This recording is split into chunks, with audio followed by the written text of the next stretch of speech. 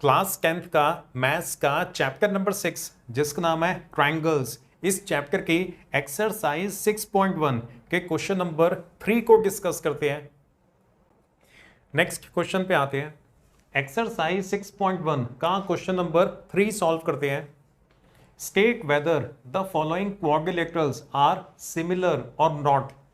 अब इस क्वेश्चन में आपसे ये पूछा जा रहा है कि जो दो हमें क्वाड्रिलेटरल्स दे रखे हैं ना, कोई भी फोर साइडिक फिगर हो तो वो क्वाड्रिलेटरल ही होती है। तो ये भी फोर साइडिक फिगर है और ये भी फोर साइडिक फिगर है। हमने ये बताना है कि ये दोनों क्वाड्रिलेटरल्स आपस में सिमिलर हैं या फिर नहीं। तो इसका आंसर तो नो है कि ये दोनों क्वाड्रिलेटरल्स आपस में सिमिलर नहीं है। सिमिलर होने के लिए कॉरस्पॉन्डिंग एंगल्स इक्वल होने चाहिए। यहां पे तो देखो सारे एंगल्स 90 के हैं, लेकिन यहां पे जो एंगल P है वो 90 से छोटा है, एक्यूट एंगल है, लेकिन जो एंगल Q है वो 90 डिग्री से बड़ा है। देखकर ही पता चल रहा है कि ये एंगल 90 से ज्यादा बड़ा होगा, ये ऑब्ट्यूस एंगल है।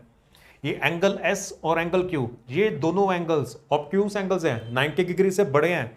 और एंगल P और एंगल R, ये दोनों एक्यूट एंगल्स हैं, मतलब 90 डिग्री से छोटे हैं।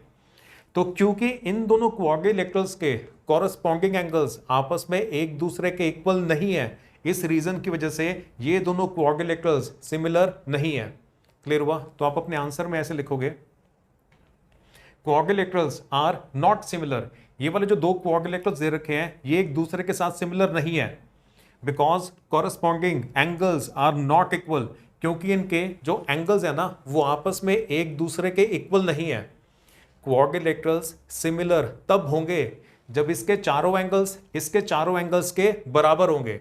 जैसे एंगल P एंगल A के अगर इक्वल होता, एंगल Q इधर के एंगल B के इक्वल होता, ये ऊपर एंगल D एंगल S के अगर इक्वल होता, और एंगल R और एंगल C ये एंगल्स भी आपस में एक दूसरे के इक्वल होते। मतलब इस क्वाड्रिलेटरल के चारों एंगल्स अगर इस क्वाड्रिलेटरल के चारों एंगल्स के इक्वल होते तो जाके ये सिमिलर होते। लेकिन क्योंकि एंगल्स अलग अलग हैं इसलिए सिमिलर नहीं है। ये देखो इस वाले क्वाड्रिलेटरल के तो सारे एंगल्स 90 के हैं, angle A, angle B, angle C और एंगल D, चारों एंगल्स 90 के हैं।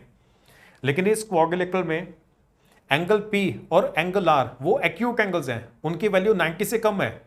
देखकर ही पता चल रहा है कि एंगल P और एंगल R दोनों एक्यूट एंगल्स हैं, और एंगल Q और एंगल S ये दोनों ऑब्ट्यूस एंगल्स हैं, इनकी वैल्यू 90 से ज्यादा है। ये देखो एंगल Q की वैल्यू 90 से ज्यादा होगी, एंगल S की वैल्यू भी 90 से ज्यादा होगी। तो क्योंकि इनके एंगल्स आपस में एक दूसरे के इक्वल नहीं है तो इसका मतलब ये सिमिलर फिगर्स नहीं है।